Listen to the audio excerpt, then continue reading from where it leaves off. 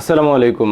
আজকে আমরা মূলত হচ্ছে এনটিআরসি এর প্রিলিমিনারি এক্সামের অ্যানালাইসিস করব, অর্থাৎ এটায় কি মার্ক ডিস্ট্রিবিউশন কীরকম থাকে, পরে হচ্ছে এটায় কততে পাস করা যাবে এবং রং অ্যান্সার করলে কত মার্ক কাটা যাবে এবং ওভারঅল হচ্ছে যে আপনি কিভাবে সহজে পাস করতে পারেন। এটা হচ্ছে আমাদের মূলত আলোচ্য টপিক। নর্মালি 3টা লেভেলে হচ্ছে প্রিলিমিনারি পরীক্ষা হয়, একটা হচ্ছে স্কুল পর্যায়ে 2, আর একটা হচ্ছে স্কুল পর্যায়ে, একটা হচ্ছে কলেজ পর্যায়ে। প্রিলিমিনারি টোটাল হচ্ছে আমাদের 100 মার্কের পরীক্ষা হয়, আমরা জানি। সেটার মধ্যে বাংলা থাকে 25, ইংরেজি 25, গণিত 25 এবং সাধারণ জ্ঞান ও আজকের বিষয় হচ্ছে 25 করে, অর্থাৎ 4 25 100 থাকে। 100-র মধ্যে হচ্ছে পাস মার্ক হচ্ছে 40, তো 40% মার্কস পেলে আমি হচ্ছে পাস করবো, অর্থাৎ 100-র মধ্যে 40 পেলে আমার হচ্ছে পাস আসবে। প্রত্যেক ভুল উত্তরের জন্য 0.25 করে আমার কাটা যাবে, 0.25। দ্যাট মিনস হচ্ছে এটা যদি 4 দ্বারা গুণ করি তাহলে আমার 4টা ভুল উত্তরের জন্য 1 মার্ক কাটা যাবে। 40তে আমার পাস। আমি বাকি 60টা হচ্ছে আমি 60 প্রশ্ন যদি নাও পারি তাহলে সমস্যা নাই, আমার 40টা কোশ্চেন পাইলেই হলো। এখন বিষয় হচ্ছে যে আমরা এই 40 কীভাবে পাবো। আমি 40 পেতে পারি, সেটা হতে পারে বাংলা থেকে ইংরেজি 2টা মিলে হতে পারে, অথবা বাংলা বা অঙ্ক। যারা অঙ্ক ভালো পারেন তারা হচ্ছে অঙ্ক এবং বাংলা সাধারণ জ্ঞান 3টে মিলিয়ে পাস করতে পারেন চাইলে। এইটা নিয়ে চিন্তা করতে হবে যে আমি কোনটা দিয়ে কত মার্কস ক্যারি করার পরে পাস করতে পারবো। এখন আমার এই যে 25 বাংলায় আসলো, এই বাংলার মধ্যে আসলে আমি কোন কোন টপিকসগুলো পড়বো সেই টপিকসগুলো আমার হচ্ছে সিলেবাসে দেওয়া আছে, যেটা আমি অলরেডি দিয়ে দিছি। ইংরেজির ক্ষেত্রেও সেম, 25-এর মধ্যে কোন টপিক্স থেকে 25 আসবে সেটা। এখন আমি বুঝবো কোথায় যে টপিকগুলো আছে এটা থেকে কোনগুলো সবচেয়ে বেশি আসে।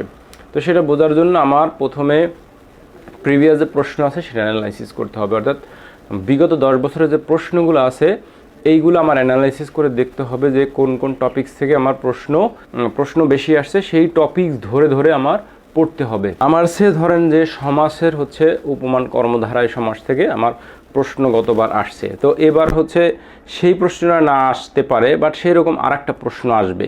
এখন আমি যদি উপমান কর্মধারায় সমাসটা ভালোভাবে পড়ি তাহলে আমার বাংলার সেটা আমি বেড়ে যাব। তো সেরকমভাবে ইংরেজির ক্ষেত্রেও সেম, ইংরেজির ক্ষেত্রে যে টপিকগুলো আছে সেই টপিকগুলো থেকে ধরুন ওই রুলসের মধ্যেই অন্য একটা প্রশ্ন আসতেছে। তারপর হচ্ছে গণিতের কথা যদি ধরি, গণিতের ক্ষেত্রে আমাদের জানে ঐকিক নিয়মের অঙ্ক আছে, সুদ কষার অঙ্ক আছে। এই যে অঙ্কগুলো, এগুলো হচ্ছে আপনি নিয়মগুলো যদি জেনে থাকেন, আপনি যে অঙ্কই দেওয়া হোক না কেন আপনি সেটা পারবেন।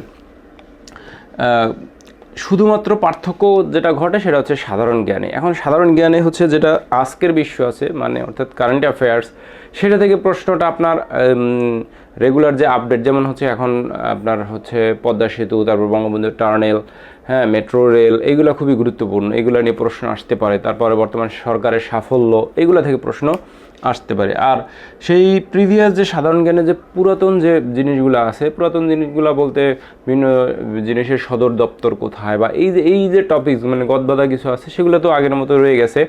জাস্ট হচ্ছে যে আপনার কারেন্ট অ্যাফেয়ার্সটা এইটা আপনার নতুন করে পড়তে হবে। আর যারা সরকারি চাকরির পরীক্ষা দিচ্ছেন বা দেন, বিসিএস দেন, তাদের জন্য তো এটা কোনো আসলে আহামরি বিষয় না, অর্থাৎ আপনার 40% মার্কস ক্যারি করা খুব বেশি কঠিন না। তো আমার পক্ষ থেকে প্রথম আপনাদের হচ্ছে যে এটা থাকবে, পরামর্শটা থাকবে, সেটা হচ্ছে বিগত 10 বছরের প্রশ্ন আপনি সমাধান করেন ব্যাখ্যা সহ, অবশ্যই ব্যাখ্যা সহ আপনি সমাধান করেন। তারপরে আপনি বুঝে যাবেন কি পড়তে হবে, কোনটায় বেশি গুরুত্ব দিতে হবে, কোনটায় কম গুরুত্ব দিতে হবে। আপনি যদি ধরেন, যেমন আপনি যদি করেন যে আমি ইংরেজি থেকে 25-এর মধ্যে আমি ইংরেজি কম পারি, আমি হচ্ছে 10 পাবো অনলি, ঠিক আছে। আর আমি গণিতের মধ্যে হচ্ছে 15 পাবে। গণিতে আসলে 15 পাওয়া সম্ভব, কারণ সেটা হচ্ছে সেই যে 7, 8, 9-এর যে অঙ্কগুলো, সেগুলোই আমার বারবার ঘুরে ফিরে আসে। আর এখানে বাংলা থেকে আমি বাংলায় সবাই একটু ভালো পারে, তারপর আমি এটা ধরলাম, এটাও আপনি 15 পাবেন, ঠিক আছে। আর হচ্ছে সাধারণ জ্ঞানে আপনি ধরলাম আমি 5 পাবেন, 5 অনলি 5, তাহলে আমার কথা হলো 15, 15, 30, 30 আর 10, 40, আর 45, আর 45 আপনার কমন। আপনি 45 কমনটার যদি দাগে আসেন তাহলে কিন্তু পাস করতে পারবেন। আর আপনার আননেসারি যদি না জানেন তাহলে দরকার নেই। আর যদি এরকম হয় যে আপনি 45টা প্রশ্ন পারতেছেন না অ্যাকুরেটলি, তাহলে কি করবেন? বাট কিছু প্রশ্ন থাকে কনফিউজিং, যে ধারণা করতে পারি যে আমি হচ্ছে এটা হতে পারে, এরকম যদি 4টা প্রশ্ন থাকে, আপনি 4টা যদি দাগান, এর মধ্যে যদি আপনার হচ্ছে একটা ভুল হয়ে যায় বা 3টাও ভুল হয়, আমি একটা যদি কারেক্ট হয়, তাও কিন্তু আপনার 0.25 মার্ক আপনার থাকে, ঠিক আছে। তো এটা গেল হচ্ছে প্রিলিমিনারি নিয়ে কথাবার্তা। তো প্রিলিমিনারি আশা করি আপনারা হচ্ছে সিলেবাসের ডিটেলস দেওয়া আছে, সিলেবাস অনুযায়ী পড়বেন। আর আমাদের যারা আমার সাথে কোর্স করতেছেন তাদেরকে আমি টোটাল 21টা এক্সাম নিব, অর্থাৎ প্রত্যেকটা টপিকস থেকে আমরা হচ্ছে 30টা করে বাছাই করে প্রশ্ন থাকবে, যেটা বিভিন্ন প্রিভিয়াস প্রশ্নগুলো অ্যানালাইসিস করে করা, অর্থাৎ টপিক্সটা আমি দিয়ে দেবো ক্লাসরুমে যে এই টপিক্সের উপরে আগামী দিন এক্সাম হবে। তাতে হবে কি যে আপনারও পড়া হয়ে যাবে। নর্মালি আমরা হয় কি যে বাসায় আসলে সবাই জানি কী পড়তে হবে, কী পড়া উচিত, বাট না পড়লে তো আসলে কোনোই লাভ নাই। তো সুতরাং পড়ার জন্য যাতে আপনারা পড়েন সেজন্য আমি এক্সামগুলো নিচ্ছি অনলি মাত্র 200 টাকায়। আর যারা আমাদের অন্য কোর্সের সাথে এনরোল করেন তাদের জন্য এটা ফ্রি, অর্থাৎ অন্য কোর্সের সাথে কেউ এনরোল করলে তাদের জন্য প্রিলিমিনারি ফ্রি। তো যদি কেউ করতে চান ডেসক্রিপশন বক্সে আমাদের হচ্ছে ফর্মের লিঙ্ক দেওয়া আছে, তো সবাই চাইলে করতে পারেন। আল্লাহ হাফেজ, আসসালামু আলাইকুম।